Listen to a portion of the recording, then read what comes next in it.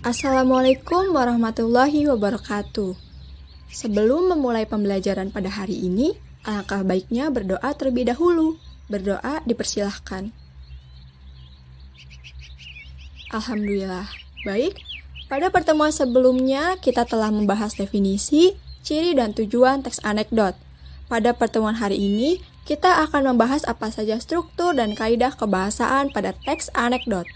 Tujuan pembelajaran yang akan dicapai yaitu mampu menentukan struktur teks anekdot serta mampu menentukan dan menggunakan kaidah kebahasaan teks anekdot. Agar tujuan pembelajaran dapat tercapai, Ibu harap kalian dapat memerhatikan video ini, jeda video ini untuk mencatat materi, dan tetap semangat dalam mengikuti pembelajaran walau kita belajarnya jarak jauh.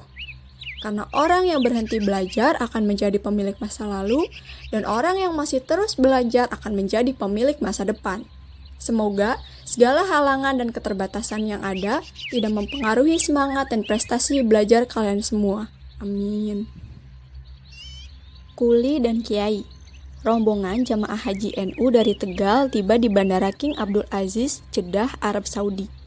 Langsung saja kuli-kuli dari Yaman berebutan untuk mengangkut barang-barang yang mereka bawa. Akibatnya, 2 orang di antara kuli-kuli itu terlibat percekcokan serius dalam bahasa Arab. Melihat itu, rombongan jamaah haji tersebut spontan merubung mereka sambil berucap, "Amin, amin, amin." Gus Dur yang sedang berada di bandara itu menghampiri mereka. "Loh, kenapa Anda berkerumun di sini?" ujar Gus Dur.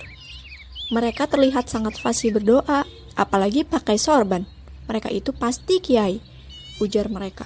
Gus Dur pun kebingungan dan pergi meninggalkan rombongan tersebut. Kita masuk ke materi pada hari ini. Yang membedakan antara teks anekdot dengan jenis teks yang lain salah satunya adalah struktur dan kaidah kebahasaan. Yang kita bahas pertama adalah struktur. Struktur teks anekdot terdiri dari 5 unsur, yaitu abstraksi, orientasi, krisis, reaksi, dan koda. Yang pertama, abstraksi. Bagian abstraksi ini adalah bagian pengantar.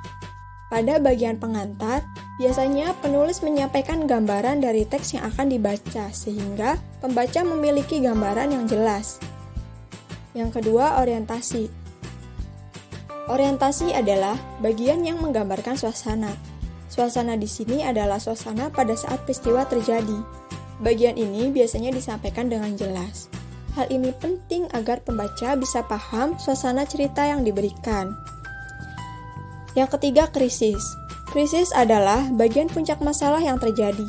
Puncak masalah ini biasanya sesuatu yang nantinya akan dijelaskan jalan keluarnya. Selanjutnya, reaksi. Di bagian ini akan ada tindakan penyelesaian dari tokoh di dalam cerita. Dan yang terakhir, koda. Koda adalah bagian penutup.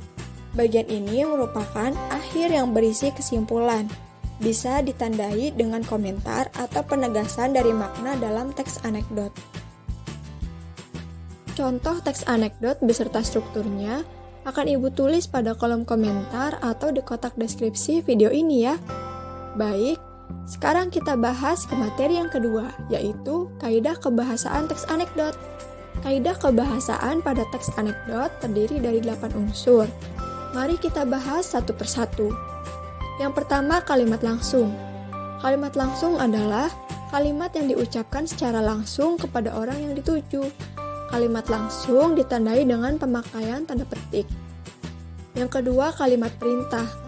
Kalimat perintah merupakan kalimat yang isi atau tujuannya untuk memerintah, menyuruh, atau meminta.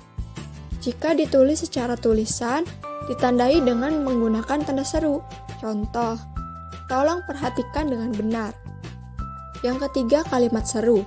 Kalimat seru adalah kalimat yang isinya mengungkapkan kekaguman perasaan. Karena rasa kagum berhubungan dengan sifat, maka kalimat seru dibentuk dari kalimat statif. Kalimat seru disebut juga kalimat interjektif. Contoh, kamu cantik. Contoh lainnya, wah segarnya. Lalu yang keempat, kalimat retoris. Kalimat retoris adalah Salah satu majas dalam bahasa Indonesia yang biasanya berupa pernyataan dan pertanyaan yang jawaban atau responnya sudah jelas. Contoh, wah, cuacanya bagus ya. Lalu yang kelima, kalimat yang menyatakan waktu lampau. Kalimat ini mengandung isi yang menyampaikan sebuah kejadian atau peristiwa yang telah terjadi. Contoh, pada zaman dahulu, saat itu, suatu hari, dan sebagainya. Selanjutnya, kata kerja aksi. Kata kerja aksi merupakan kata kerja yang menyatakan subjek sedang melakukan suatu pekerjaan atau aksi dan bisa terlihat tindakan atau perbuatannya. Contoh, menulis, menonton, belajar, berlari, menghitung, dan sebagainya. Selanjutnya, konjungsi hubungan waktu. Kata-kata yang dipakai untuk menyatakan konjungsi hubungan waktu diantaranya lalu, kemudian, sebelumnya, selanjutnya, sejak, sejenak, sambil, seraya, dan hingga. Yang terakhir, konjungsi penanda akibat. Konjungsi penanda akibat menjelaskan bahwa suatu peristiwa terjadi karena suatu sebab tertentu.